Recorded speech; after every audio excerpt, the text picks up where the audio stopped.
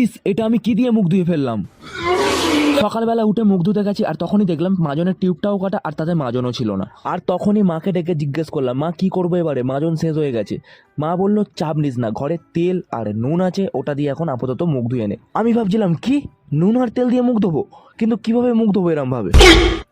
তারপর মা প্রথমে নুনের কৌটো থেকে ব্রাশে একটু নুন দিল আর তারপরে নুনের উপরে একটু তেল দিয়ে বলল এবারে মুখ ধো। তারপর কিছুক্ষণ আয়নার সামনে দাঁড়িয়ে ভাবছিলাম কিভাবে ব্রাশটা আমি মুখে দেবো, এটা টেস্ট কেমন হবে, ভালো হবে তো।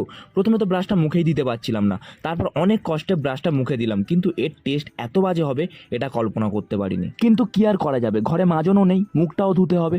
তারপর ব্রাশ করে মুখটা ধুয়ে নেওয়ার পর আলাদাই শান্তি লাগছিল। তারপর মাকে ডেকে জিজ্ঞেস করলাম, মা তুমি কি দিয়ে আমাকে ব্রাশ করতে বললে। মা তখন বলল, ছোটবেলায় যখন মাজন থাকতো না তখন আমরা এরকম ভাবে মুখ ধুতাম। হয়তো জিনিসটা ভালো, কিন্তু টেস্টটা খুবই জঘন্য ছিল। যদি কেউ কখনো এরকম বাড়িতে ট্রাই করে থাকো তাহলে কমেন্ট বক্সে অবশ্যই কমেন্ট করো।